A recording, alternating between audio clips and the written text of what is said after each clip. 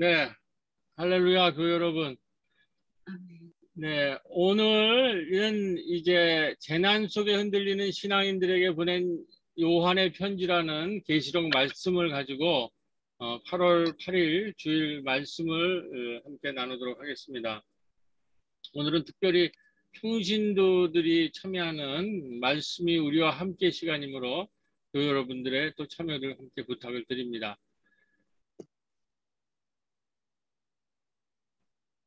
지금 교회 여러분들한테 미리 오늘 말씀에 대해서 참여하기 위해서 이제 참고 자료를 드렸는데요. 에베소서에서 보낸 일주일이라는 그런 책의 서평과 그리고 그 동영상입니다. 책 내용을 이렇게 요약한.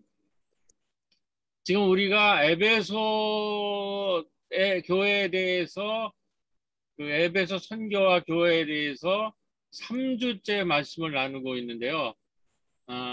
아시다시피 첫 번째는 에베소서의 사도 바울이 사도행전에서 들어갔을 때 유대인들이 엄청난 거기에 대해서 반발과 저항을 했음에도 불구하고 말씀이 세력을 얻어서 말씀이 흥황하는 그런 성령의 역사에 대해서 말씀을 드렸고요.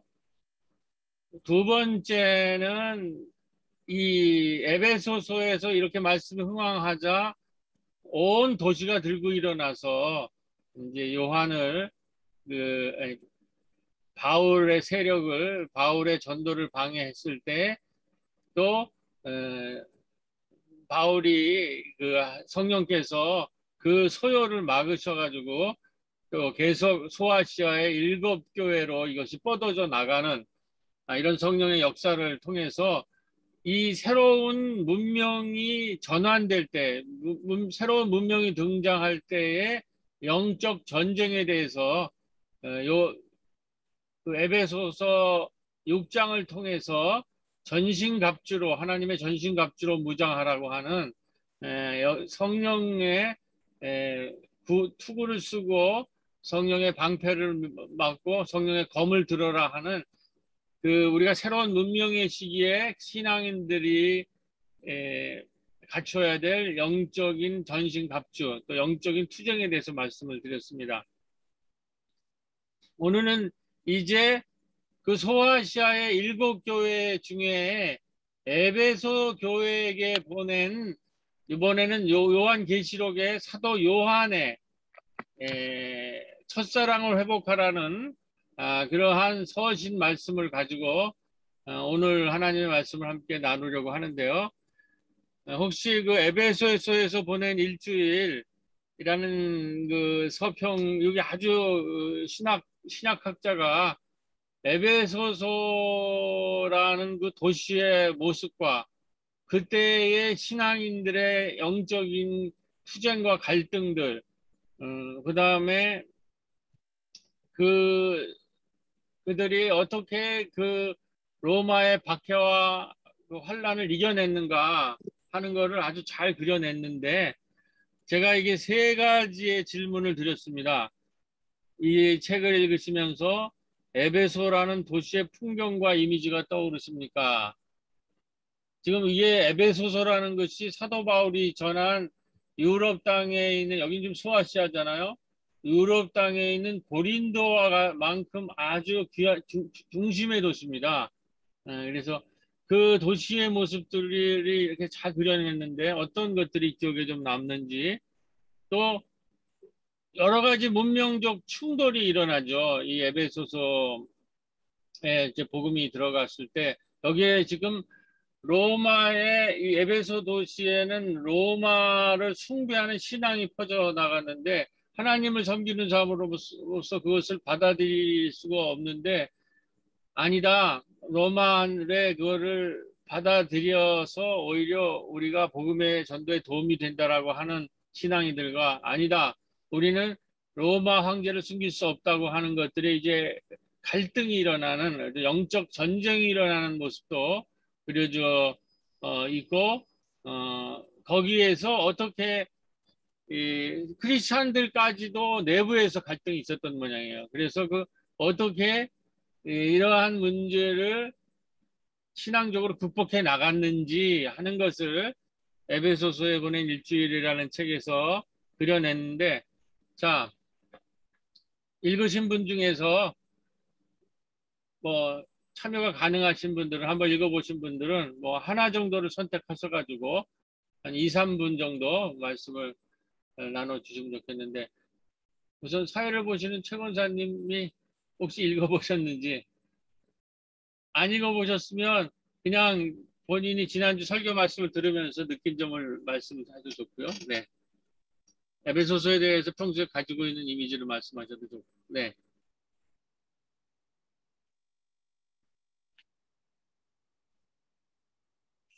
생각.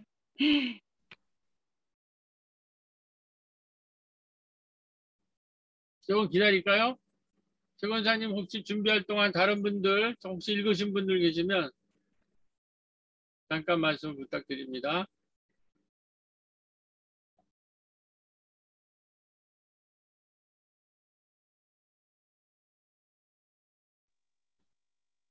제가 제대로 읽질 못해서 준비를 한 겁니다. 네, 네, 아니 상관없습니다. 뭐. 계신 분들.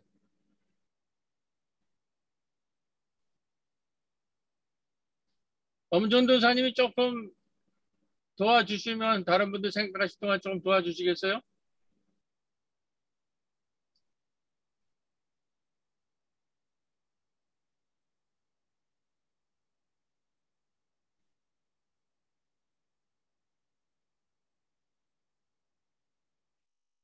엄철영 전도사님, 예. 예, 제가 음성을 지금 해갖고요.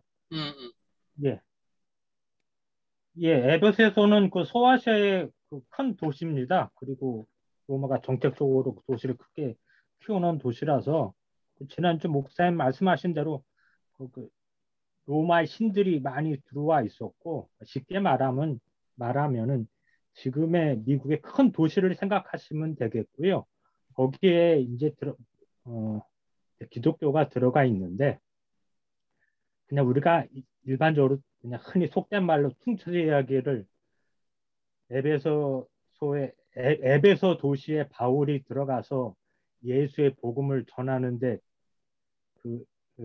거기에 이미 기독교 공동체가 설립되고 뒤쫓아서 와서 방해하는 세력들이 유대인이라고 우리가 이제 그냥 쉽게 얘기를 하는데 그 유대인이 순수 유대인이 아니라 예루살렘에서 파견된 유대계 그리스도인들이잖아요.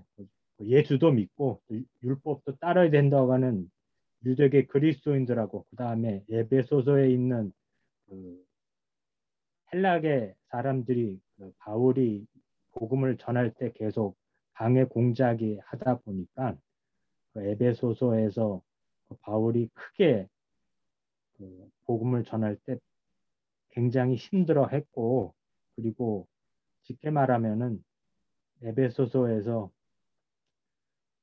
복음의 큰 증거를 전하지 못하게 되는 그런 어려움을 계속 겪게 되는데 그런 가운데서 이제 바울이 여러 가지 큰 환란을 겪은 이야기를 적은 게 에베소서이다 라고 이제 사도행전하고 또 바울 서신이 전하게 되는데 여러분들 보시면은 바울이 계속 여러 곳을 돌아다니게 되는데 도시 이름으로 해서 서신이 전하게 되는 곳은 큰 의미가 있는 곳입니다. 근데 사도행전에도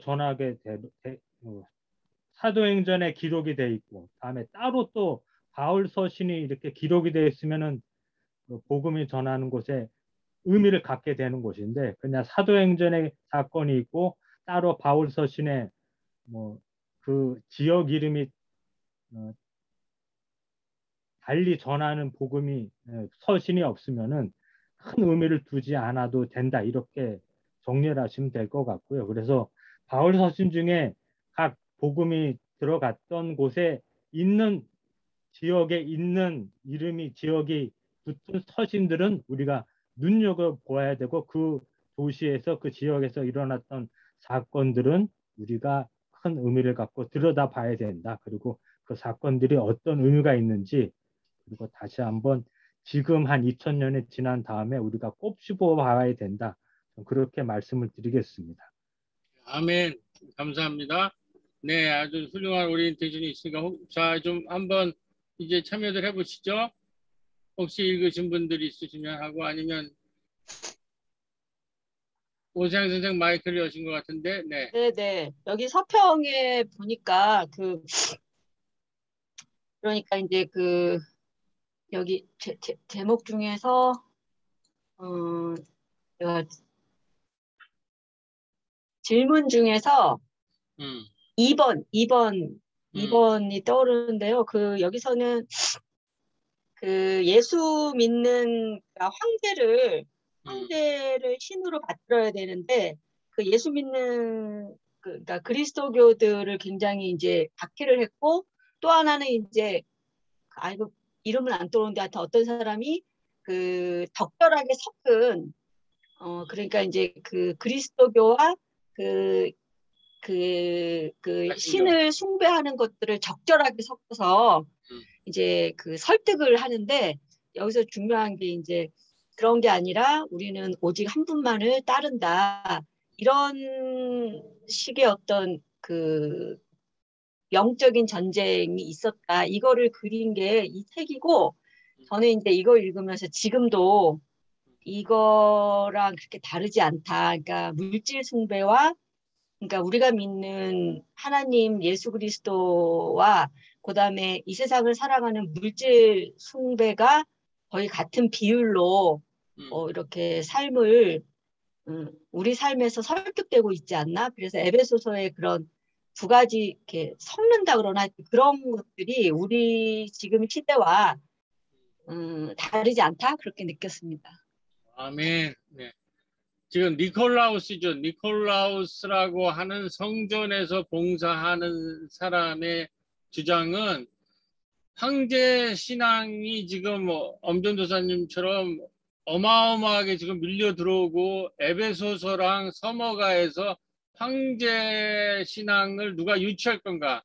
왜냐하면 그 황제의 성전을 지면 그게 어마어마한 돈이 돼요. 이 유치 전쟁이 서머나랑 에베소서에서 붙었는데, 이 니콜라우스라는 사람, 이게 아마 뒤에 나오는 니골라당, 니골라당에 이제 소속된 그런 사람인 것 같은데, 하여튼 이런 사람들이 황제 숭방을 받아들여야지 오히려 우리 복음이 뻗어나가는 기회가 될 것이다, 이렇게 하면서 노골적으로 황제 숭배랑 물질 숭배, 우상 숭배를 찬양하면서 배교 행위가 일어나는 겁니다. 그래서 지금 이 문명 전환기에 한쪽에서는 우리 코로나에서도 그렇지만 계속 배교 행위가 일어나고, 그리고 또 한편으로는 신앙을 지키자고 하는 그 갈등이 첨예한 가운데 요한계시록이 7교회에 보낸 편지가 계시록이에요. 그래서 이 계시록은 전체적인 것이 영적 전쟁인데, 여기에 상징과 기호와 암호가 많아가지고 이거를 이제 이단들이 사이비적으로 전부 해석을 하는데, 이것의 원래 뜻은 이런 영적 전쟁 가운데서 일어난 것이다, 이런 말씀을 드리고, 혹시 또 더 좀 말씀하실 분 계신가요?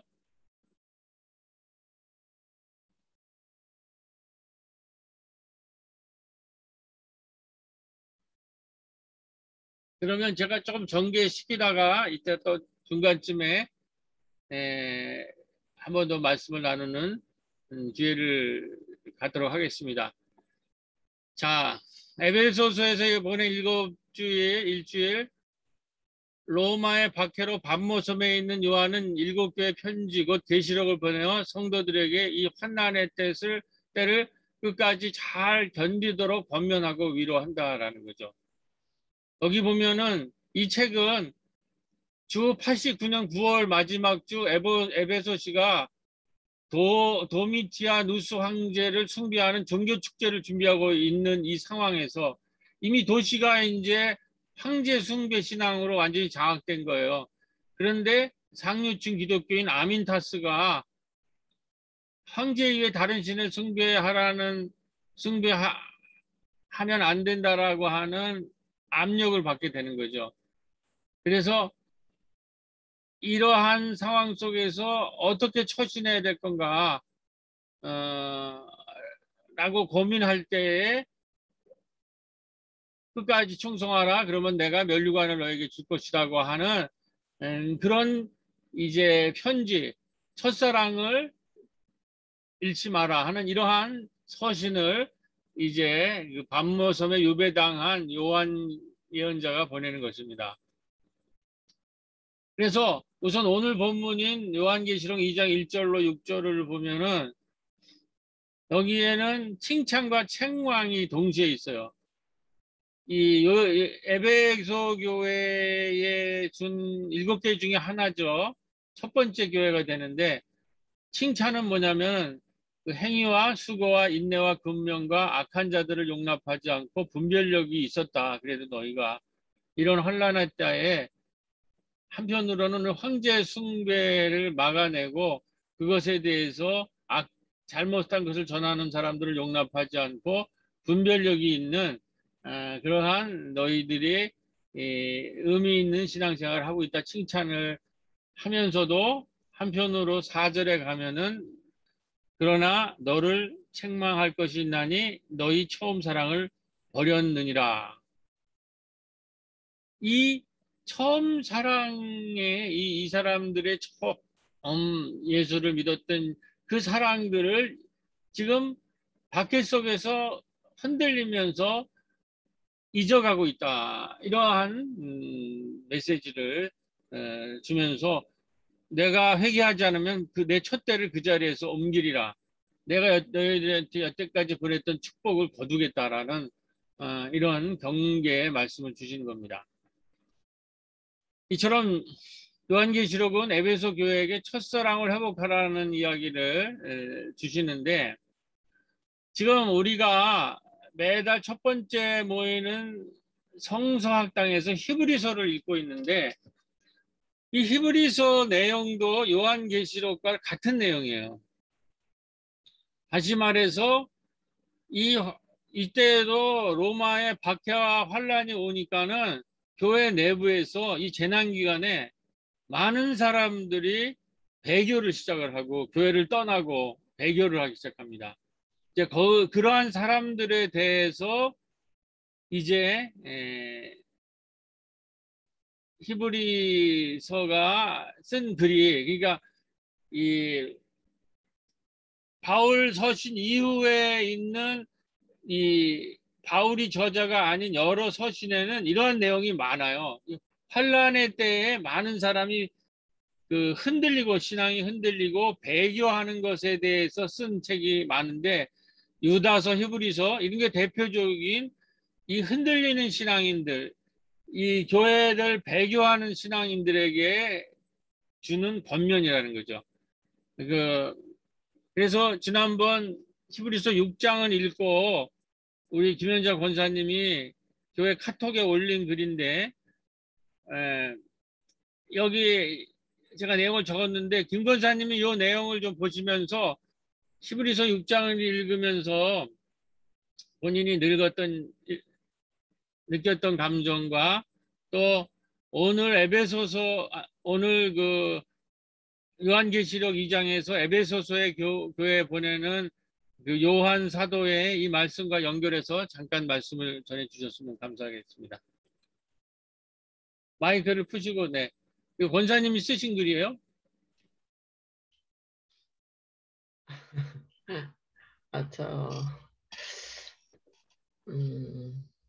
그 어떤 고통이 오거나 나에게 그 힘든 일이 생기고 그러면은 처음에 먹었던 마음이 자꾸 흔들리는 그런 흔들리기도 할 뿐만 아니라 옆으로 많이 진행되어 가고 있는 그런 거를 느낄 때가 많이 있더라고요.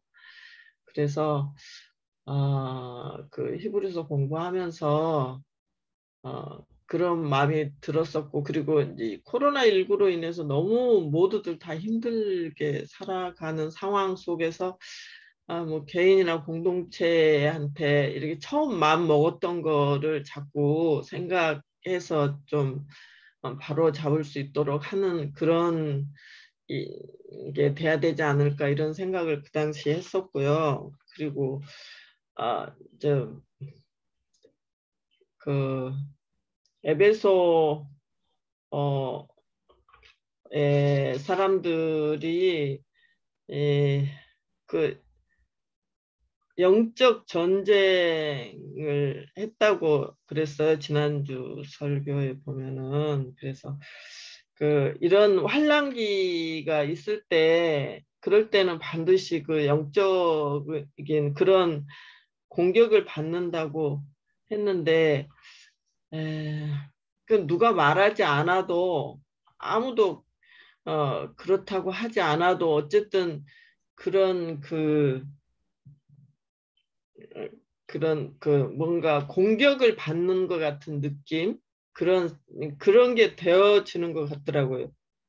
이렇게 재난이 있다거나 이럴 때는 아무리 신앙심을 처음 사랑을 되찾고 뭐 그걸 좀 잘 하고 그러려고 해도 어쨌든 누군가에게 무엇인가에게 공격을 받고 있는 듯한 그런 생각이 많이 들기도 하고요.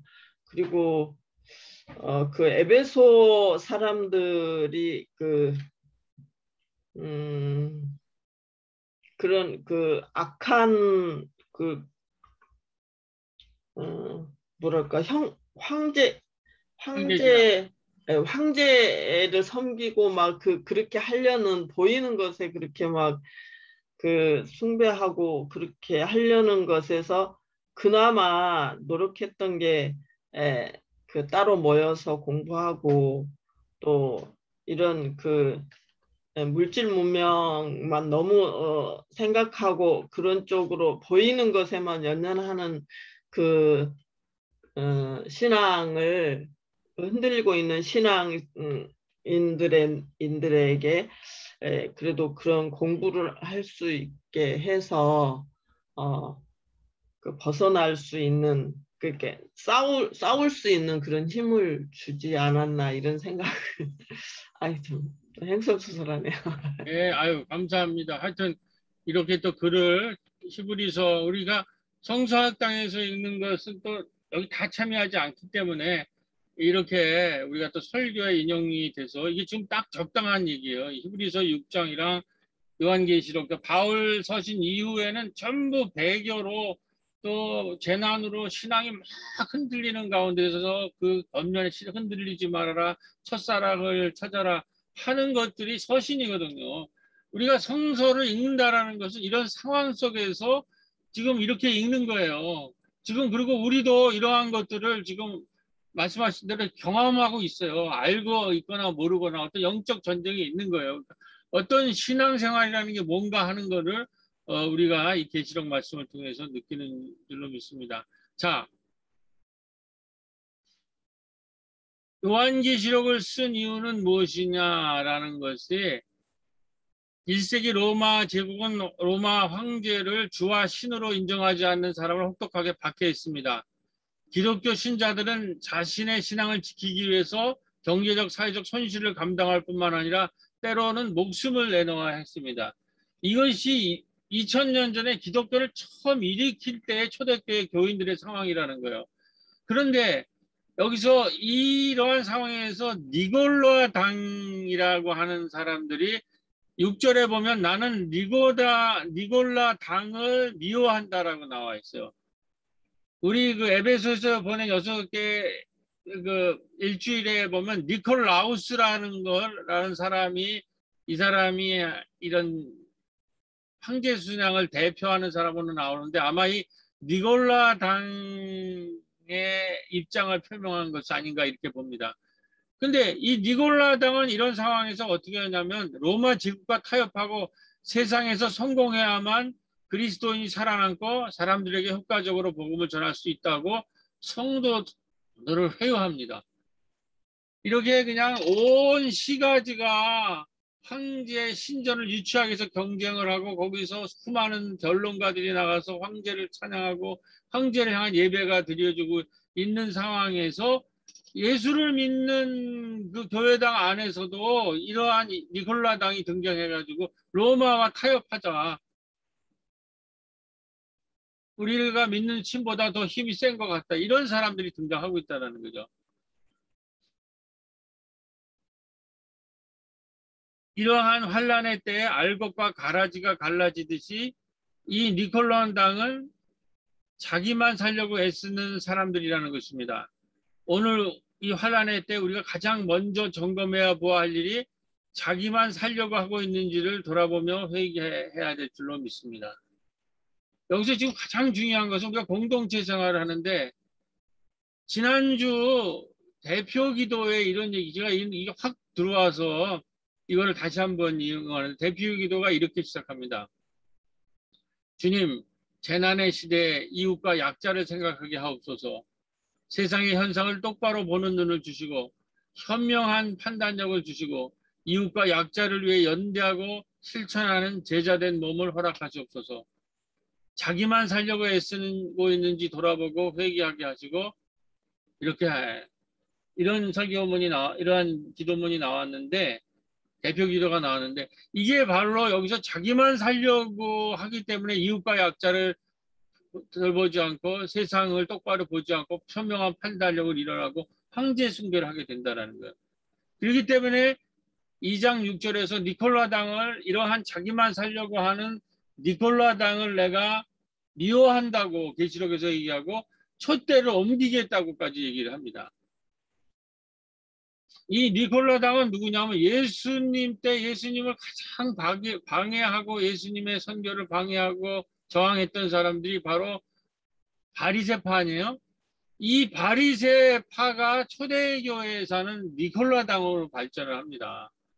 그러니까 교회 공동체는 언제든지 바리새주의와 니콜라주의가 등장한다는 거예요. 이 사람들을 다시 한번 이 환란기에 우리가 생각해 보면은 이 바리새나 니콜라당은 주중에 노동하지 않고도 살 수가 있어서 안식일을 잘 지키고 기도도 열심히 하고 율법을 잘 지키는 사람들이에요. 그들은 겉으로 보기에는 금식과 기도 같은 종교생활을 굉장히 열심히 내는 것처럼 보입니다. 그러나 정작 가난한 사람, 강동 만난 이웃의 문제는 아무런 관심이 없었고 그런 이웃에 대한 관심을 갖는 것을 멸시하는 사람들이에요. 교회에서 이 기도문에 나와처럼 이웃과 약자를 생각하고 세상의 현상을 똑바로 보고 현명한 판단력을 갖고 이웃과 약자를 위해 연대하고 실천하는 것이 교회의 가장 중요한 기능인데도 불구하고 이런 거는 하지 말라고 그래요. 교회에서 이런 니콜라당과 바리새는 뭐냐면은 니콜라당과 바리새인들은 로마라는 제국 속에서 신음하는 이 세상의 궁극적인 문제들은 고민이 하지 않고 그 문제를 해결하지 않고 좁은 의미에서 개인 구원에 치중하여 자기만 살려는 위선적 종교 행위에 치중합니다. 범, 금식, 기도 이런 주일 성수 이런 거는 굉장히 열심히 해요. 이걸 하는 게 나쁘다는 얘기가 아니에요. 이런 개인 구원을 하면서도 이웃과 약자에 대해서 연대하고 현명한 판단을 갖고 이웃과 약자를 구원하는 이런 개인 구원을 넘어선 이러한 하나님, 세상 우주를 생태계 전체를 창조하시고 이끌어 가시는 사회구원과 생태구원에 대해서는 관심이 없다라는 거죠. 그러면서 그들은 교회에서 오직 안식일과 율법과 신앙과 세상에서 성공한 이야기만 하고 안식일과 율법을 지키지 못하는 가난하고 천한 사람들 이야기는 일치하지 말라는 율법적인 성공주의자들이었다는 거예요. 그러니까 자기는 안식일날 노동하지 않아도 살 수 있는 이러한 중산층 이상에 되는 사람들이 종교적인 안식일 지키고 기도 열심히 하고 금식하고 또 남한테 보이게 외식하면서 기도하는 이런 모습으로 회당에 모이는 것 중심으로 하는 이런 것만 여기서 교회에서 회당에서 하자고 하는 사람들이 바리새파란 말이죠. 니콜라당은 로마라는 지금 이 모든 지금 세상 사람들이 오는 것은 로마의 압제와 로마라는 이 악마 때문에 일어나는 문제인데, 이런 문제는 아무것도 건드리지 않고 거기에 오히려 숭배하고, 우리는 교회에서는 일체 사회적이고 정치적이고 세상 일에 관여하지 말고 우리들끼리만 우리 구원받는 일만 열심히 하자. 이런 율법주의자, 이런 성공주의자들이 바로 니콜라당이고 이 바리새주의자라는 거죠. 오늘 이 환란기에도 이런 신앙인들이 드글드글해요. 이 바리새와 니고달랑이야말로 바로 지난주 우리 대표기도에 나온 자기만 살려고 애쓰는 사람들입니다. 이웃과 약자와 연대하고 실천하지 않고 세상의 현상을 똑바로 보는 눈이 없는 거짓 신앙이요 가짜 교사들이란 말이에요. 그렇기 때문에 이들이 왜 이런 신앙을 갖느냐? 이들이 믿는 신앙은 로마의 세상의 황제의 신앙과 다를 것이 없습니다.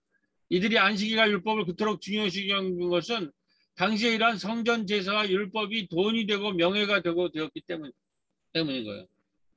그러니까 성전의 거룩한 예배를 로마 황제한테 드리고 교회 안에서 금식하고 율법 버리고 회당 예배를 열심히 드리는 것이 돈이 되지 않으면, 명예가 되지 않으면 권력이 되기 때문에 이 사람들이 거기에만 열중하고 그 이외에 다른 것은 하지 말라. 이런 율법 종교, 이런 성전 종교를 이 사람들이 만들어냈다라는 거예요.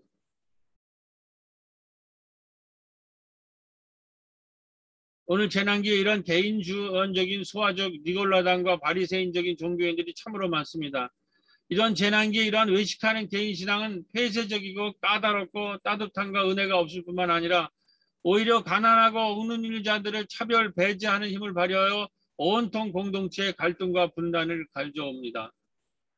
그러니까 한국교회에 이런 외식하는 신앙, 이런 바리새 니골라당이 가득하기 때문에 이 사람들은 폐쇄적이고 아주 까다롭고 따뜻함이 없고 은혜가 없어요. 그래서 주로 하는 것이 뭐냐면은 남을 차별하고 배제하고 그런 거를 구별하고 정죄하는 것만 해요. 소수자들을 정죄하는 거, 북한을 저주하고 정죄하는 거, 이런 데만 몰두하고 정말 우리 안에 있는 가난하고 억울한 사람들, 또 이웃을 돌보는 일에는 관심이 없는 이런 니골라당이 온 지금 신앙을 지배하고 있다는 거죠. 이게 첫사랑을 잊어버린 그래서 촛대를 옮길 수뿐이 없는 그런 상황이었다, 그런 말씀입니다. 그리고 지난주에 설교랑 연결하면 이것이 왜 이렇게 되냐면, 지금 이 근대 산업 물질 문명에서는 이 산업 물질의 생산력, 대량 생산, 대량 소비, 대량 폐기하는 이 어마어마한 생산력이 신이 되었어요. 여기 보면 기계적인 무한한 반복을 통한 무한대의 생산적 반복, 이것은 신적 운동이었다. 그리고 제럴드는 기계의 신, 문자 그대로 기계에서 나온 신이었다. 그리고 인간의 생산 의지 전체가 그 신이었다. 이게 조금 어려울지 모르지만은, 자, 제가 이거를 어떻게 설명할까 여러 가지 찾아봤는데, D.H. 로렌스 현대 문명관이라는 창작가 비평의 그 백낙청 영문학자죠. 이분이 최근에 쓴 책을 보면은 그 D.H. 로렌스가 쓴 책 중에서 1914년경에 연애하는 여인들과 기술시대라는 챕터가 있어요. 한 그 커플이 연애하는 거를, 산업 문명이 막 영국에 들어올 때 한 연애하는 그 커플들의 이야기를 통해서 1914년에 영국의 산업 문명이 뭐를 의미하는지를 아주 탁월하게 그려낸 거예요. 이 산업 문명이 지금 200년 동안, 1914년에 들어온 것이 지금 전 세계를 200년 동안 지배하다가 지금 붕괴되고 있잖아요.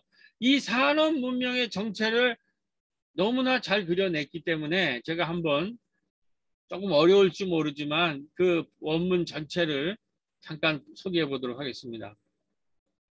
거기에 보면 산업계 거물 제럴드라는 인물이 나와요. 이 연애하는 커플 중에 한 남자예요. 이 사람이 신적으로 추앙받다가 추락하는 모습을 그려내는데, 그거를 D.H. 로렌스는 여러분이 그 차탈리 부인의 여인이라고 하는 약간 야한 우리가 그 소설로 생각하는데, 이 사람은 사실은 그런 뭐 야한 그것이 아니라 산업 문명에 대한 비판가예요. 자세히 읽으면 뭐 그것까지 설명할 시간 없고, 이제 그 사람이 그려낸 걸 원문에 있는 얘기입니다. 기계적 무한 반복을 통한 무한대의 생산적 반복, 이것이 바로 신적인 운동이었고, 문자 그대로 기계에서 나온 신이었고, 사람들은 이러한 무한대의 생산 반복, 그것에 따른 생산 의지에 감탄하고 급기야는 신적 종교적 만족감을 느끼게 되었다. 이 산업화가 되면서 기계가 무한대로 생산해내면서 무한대의 물질을 제공하니까 사람들이 이 무한대의 생산 방법에서 어떤 종교적인 신적인 것을 느끼기 시작하는 거예요. 산업화 시대가 도래하면서. 이게 소위 말해서 에베소서에서 수많은 사람들이 왜 그렇게 황제에 열광했는가. 그것이 산업문명에는 이렇게 황제에 열광하던 사람이 이 기계의 엄청난 생산력에 만족하고 여기서 신적 종교감, 만족감을 느끼게 됐다. 그것은 자기의 힘의 화신이요 거대하고 완벽한 기계이며 하나의 영원하고 무한한 것이었다. 이 생산력은 그들의 제사장이었다. 그들이 진짜 느끼는 종교를 대표하고 있었다. 그들은 정말 신과 같은 이 위대하고 초인적 체제에 속함으로써 드높아짐을 맛보았다.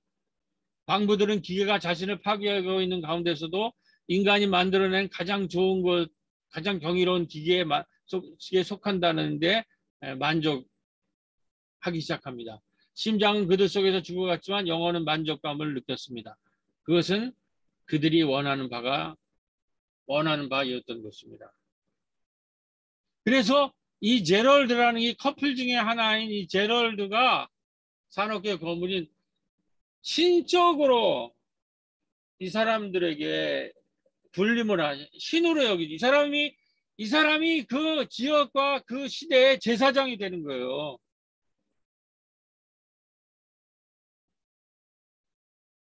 이게 D.H.렐레스의 현대 문명관이라면 이것이 오늘날 우리가 무엇을 사실을 섬기고 있는가.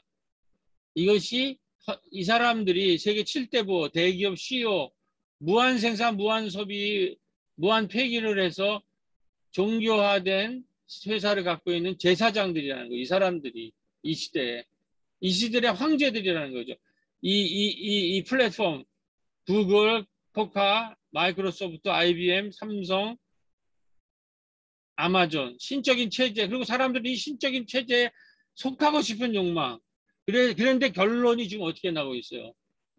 기후 붕괴로 말로 불안, 피곤, 탈진, 조울, 조현, 플래톤 노드. 여기에 이것을 신으로 숭배하면 숭배할수록 불안, 피곤, 탈진, 조울, 조현을 하면서 이 산업 문명이 지금 붕괴되고 있는 거예요. 이게 신이 아니다라는 거. 그런 새로운 우리가 섬길 수 있는 그 아버지 하나님이 누군가라는 거를 우리가 찾는 문명 이행기라는 거예요.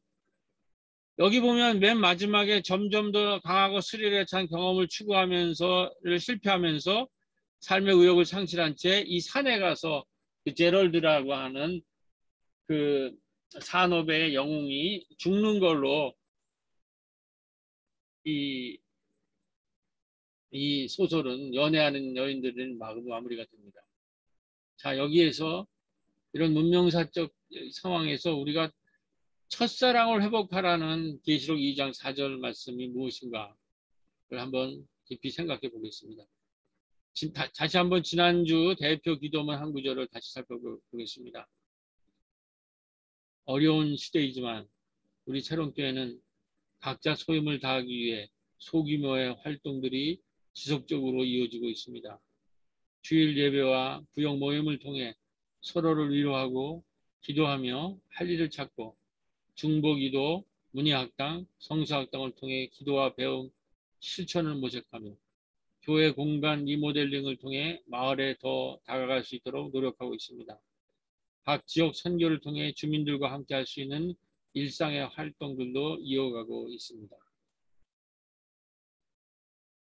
이게 지금 남김없이 우리가 하고 있는 일이에요. 소리 없이 진행되는 일이에요.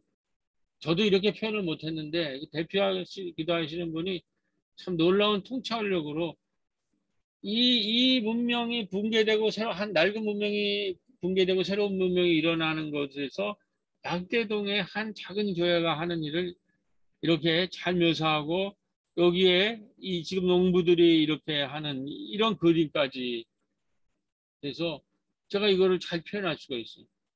이게 지금 생태 문명, 산업 문명을 섬기지 않고 생태 문명으로 가는 돌봄 마을로 가는 우리의 길이라는 거죠. 자, 그러면 여기에서 요한계시록의 산업 물질 문명, 우상제 숭배와 산업 물질 문명이라는 우상 숭배를 하느라고 첫사랑을 버리고 배교하기 시작할 때 요한계시록이 다시 첫사랑을 찾으라고 한 것이 뭘 의미하는지를 다시 한번 우리가 복기해 보도록 하겠습니다. 초기 교회 안에서 로마 제국과 타협하고 세상에서 성공해야만 그리스도인들이 살아남고 다른 사람들에게 효과적으로 복음을 전할 수 있다는 니골라당이 성도들을 회유하는 모습과 이것이 첫 번째 배교의 모습이죠. 두 번째 배교의 모습은 뭐야?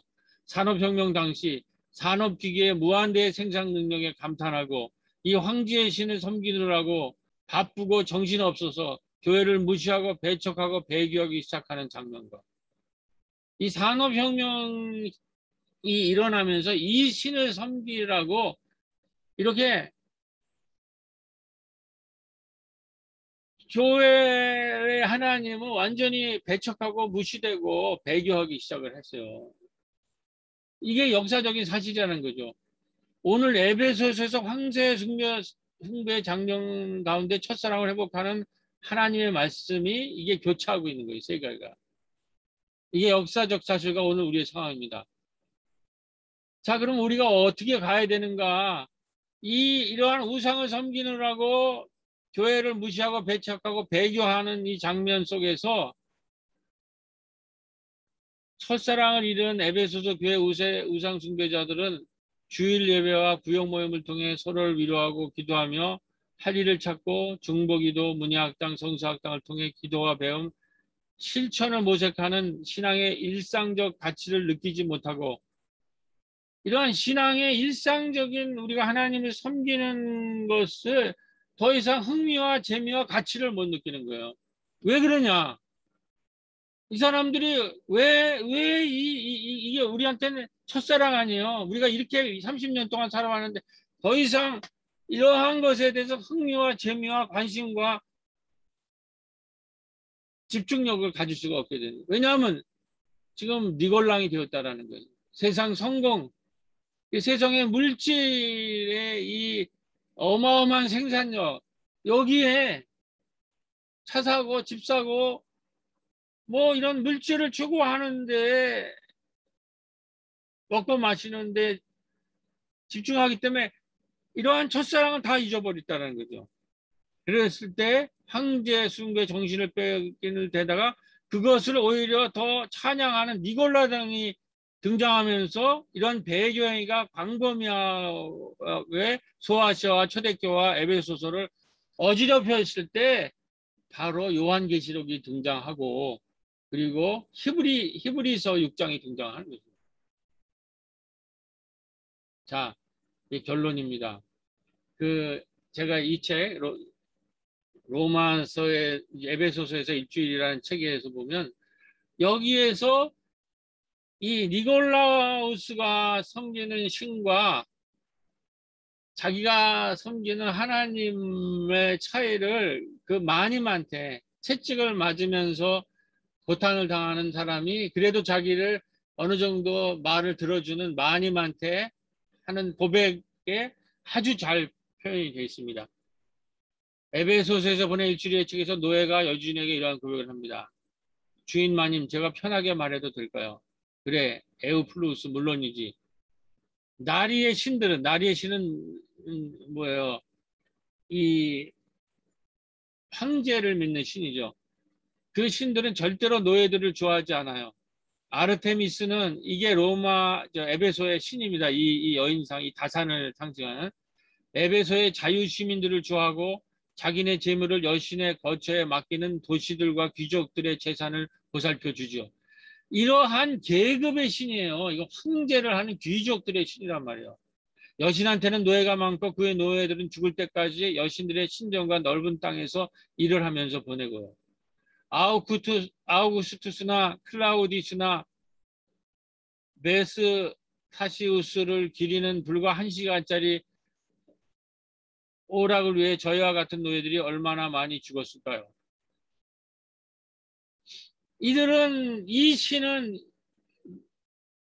글래디우스인가 그 검투사를 해서 그 황제의 빵과 서커스를 해가지고 검투사들이 죽어나가는 그 모습을 즐기는 이러한 신이라는 거죠. 이 아르메테스가 이 풍요와 다스림을 하면서 황제를 숭배하고 황제가 주는 떡과 서커스를 즐기는, 그런데 이 신은 노예들을 좋아하지 않고 이러한 귀족들을 위한 신이라는 거죠. 근데 이 에우플라스라는 노예가 다시 여주인한테 얘기합니다. 하지만 예수님의 하나님은 완전히 다르세요. 하나님은 노예들에게도 얼마나 마음을 쓰시는지, 하나님의 아들이 노예 모습을 취하셔서 평생 동안 다른 사람들을 섬기시면서 보내시다가 노예처럼 십자가에 못 박혀 죽으셔서 자유민으로 태어난 사람뿐만 아니라 노예들도 영원히 살 수 있게 해 주셨어요. 자, 결론입니다. 황제의 숭배 제2유치를 위해 소아시아의 도시사이의 경쟁 속에서 8m 높이의 도미티아누스 황제상 아래서 이 황제 이런 상을 8m로 높여가지고 이 도미티우스에게 이거를 숭배하는, 그런데 신격화된 황제를 찬양한 니골라당의 니콜라우스의 연설이 사방에서 들리는, 온통 이런 제국의 신, 이 물질의 신을 섬기는 그 사람들이 하나님을 믿는 교회에 가서도 활개를 치면서 우리가 이렇게 약한 사람, 노예들, 가난한 사람들을 십자가에 못 박혀 죽는 노예들의 신이 돼서는 안 되고, 우리가 이러한 황제를 섬기는 사람이 되는데, 우리가 성공하는 사람들이 되어 우리들만의 법과 질서를 가는 율법에 하나님을 섬겨야 된다. 이러한 것들이 횡행하고 있었다라는 거죠. 이런 게 교회에서도 힘을 뻗치고 있는 가운데 일철 타협 없이 그리스도의 신앙을 지켜야 된다는 계시록의 메시지가 1세기 말 소아시아 거주민들에게 얼마나 엄중한 것이었는지, 요한은 이러한 상황 속에서 소아시아 교회에게 첫사랑을 회복하라, 계시록 2장 4절, 죽도록 충성하라, 내가 생명의 면류관을 내게 주리라, 2장 10절 말씀을 선포하고 있는 것입니다. 다음 주나 한 번이나 두 번 정도 계시록 말씀을 7개 중에서 1개 있으니까 좀 더 할 생각인데, 이제 다 같이 기도하시겠습니다. 파란 거는 제가 읽고요, 녹색은, 빨간 거는 교우들이 읽으면서 오늘 모든 말씀을 정리하면서 우리가 함께 기도하시겠습니다. 다 같이 마이크를 꺼주시고요, 풀어주시고, 자, 다 함께 기도하겠습니다. 주님, 우리는 박해와 재난 가운데 우리의 신앙이 이처럼 흔들릴지라도 니골라당처럼 로마 제국과 타협하고 세상에서 성공해야만 그리스도인이 살아남고 사람들에게 국가적으로 복음을 전할 수 있다는 황제를 우상으로 숭배하거나, 19세기 산업화 시기에 사람들은 이러한 점점 무한 반복, 대량 생산, 대량 소비, 대량 폐기의 막대한 생산력과 그 경영주 CEO를 종교 사제로 보고 숭배하다가 결국은 자연과 지구촌 모두 파괴하고 현대인들을 우울, 불안, 피곤, 탈진, 저울 등으로 죽음에 이르는 병이 되게 만든 이 물질을 우상으로 섬기는 신앙에 저항하기를 원합니다. 주님, 이러한 이러한 재난 속에 신앙이 흔들리고 니골라 땅처럼 땅처럼 심지어 외교하는 외교하는 어려운 어려운 시대가 시대가 다가오고 다가오고 있지만 있지만 우리 우리 새로운 교회와 마을에서는 각자의 힘을 소임을 다하기 다하기 위해 소규모의 소규모의 활동들을 지속하기를 원합니다. 주님, 우리는 주일 예배와 예배와 대형 구역 모임을 통해 서로를 위로하고 기도하길 원합니다. 중보기도회 문예학당, 정세학당과 도시농부를 통해 기도와 배움, 실천을 모색하길 원합니다. 교회 공간 리모델링을 통해 마을에 더 다가갈 수 있도록 노력하길 원합니다. 주여 같은 노력을 다하고 있지만 많이 부족한 우리를 성령으로 도와주시옵소서. 주님, 오늘 반모섬에 있는 요한 장로가 7교회에 쓴 계시록 편지의 말씀을 사모하면서 우리도 세상 주권자는 로마 황제가 아니라 우주 만물을 창조하신 하나님이시며 악한 세상 권세는 곧 종말을 맞을 것이라고 선포하며 다시 저희들의 첫사랑을 회복시켜 주시옵고 환난의 때를 끝까지 견디도록 서로 위로하고 권면하고 위로하는 참된 신앙이 되길 간절히 기도드리며 이 모든 말씀 우리 주 예수 그리스도 이름으로 간절히 기도드립니다. 아멘.